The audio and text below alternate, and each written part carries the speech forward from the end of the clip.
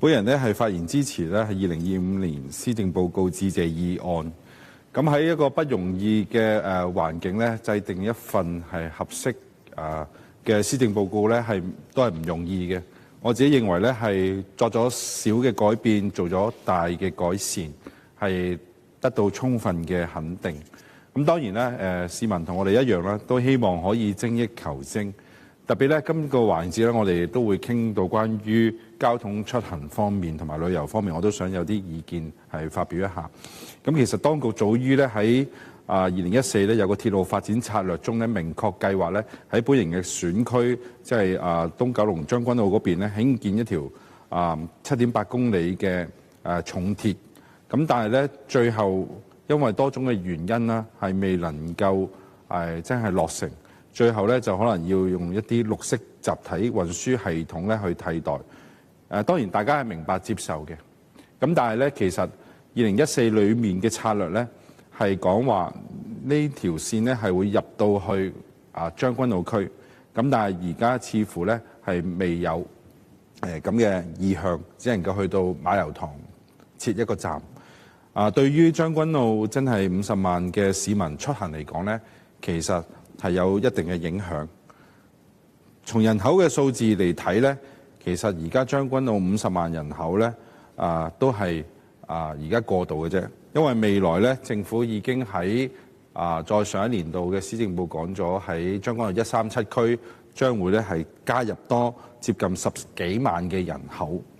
咁到時究竟將軍澳一帶嘅交通係會點樣呢？我哋過去講基建先行，但係而家咧似乎特別喺137區，我哋睇唔到一個嘅規劃係可以解決呢一方面嘅訴求。我自己係極之擔心，特別咧係可能喺前一段時間，我哋個交通策略裏邊係主要靠呢一個港鐵鐵路嘅時候，但係而家鐵路有事故咧，喺今年已經係做咗好多嘅例子，我哋係急需要咧係解決，特別係政府應該要積極係謀劃開通多一條嘅鐵路過海，由將軍澳137區，然之後延伸到過海去到港島東，可能係去到杏花邨柴灣等等一帶，我覺得係有呢個咁嘅需求，但係做得嚟嘅話咧，137區10幾萬咧嘅居民咧都會入伙，否則嘅話咧，睇到今年嗰個MTR 嘅港鐵嘅事故咧，將軍澳線一停咧，我幾十萬嘅居民係差唔多等於翻唔到屋企咁滯。咁所以咧，好希望咧政府咧能夠喺呢一方面咧，真係積極去考慮。另外咧，我想提及咧就係關於東壩嘅交通，代理主席。啱啱咧11嘅長假期黃金週咧就已經結束啦。咁大家早前比較關注就係政府有個諮詢期，關於東壩嘅交通去點樣做咁我自己都係非常之緊張。喺諮詢期間呢，我都係俾咗啲不同嘅意見。我喺呢度提出咧，好希望政府能夠咧係珍惜我哋一啲嘅旅遊熱點咧，係受市民即係海外特別內地嘅同胞嘅歡迎。我哋點樣可以做好呢啲地方除咗交通配套，仲有我哋其他嘅配套一樣要跟上，包括東壩今次之外咧，仍然有譬如，亦都係我本人選區嘅橋咀洲、橋咀島，大家睇到可能喺一啲嘅認知嘅差距情況下咧，可能係旅客咧做咗一啲事情咧，令到我哋港人咧唔係太過開心嘅事件，特別係對於生態環境嘅保護嚟講。咁所以我想講咧就係我哋既然間有一個機會係做好我哋嘅旅遊，帶旺我哋嘅經濟，我哋嘅配套一定要跟得上。喺東壩嘅交通方面咧，我好希望政府真係積極同不同嘅持份者咧，係盡快係有一個嘅方案咧係攞到出嚟因為咧黃金週咧好快嘅啫，大家籌備下，好快就到下一次可能係春節，又可能係再下一年嘅勞動節長假期、五一長假期，咁所以好快就到嘅，所以好希望政府能夠咧係及早謀劃。至於關於好似類似橋咀島、橋咀洲呢一啲具生態價值嘅地方，點樣可以確保旅遊得嚟，又可以係保護到生態環境呢？我諗政府係要重視嘅，代理主席因為我覺得呢啲地方咧會越嚟越多，因為旅客開始慢慢深入咁發掘我哋香港邊啲地方值得去佢哋中意深度遊去睇。我相信咧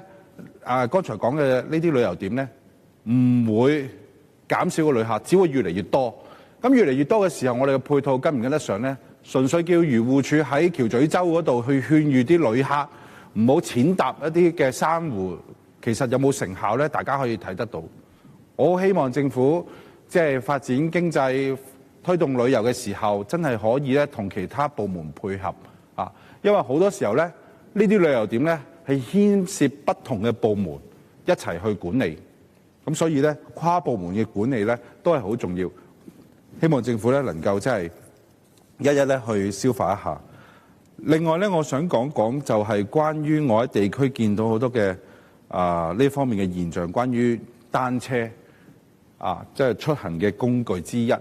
無論係真係市民自己嘅自購單車，或者而家市面有嘅共享單車都好，呢方面嘅規管咧，喺早前我自己都有同區議員團隊咧係做咗調查，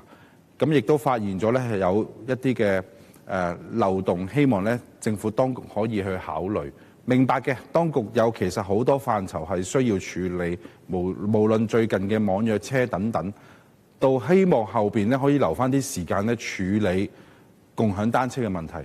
共享單車10幾年，點解我會喺呢一度提出咧？希望政府去謀劃咧，係因為佢已經造成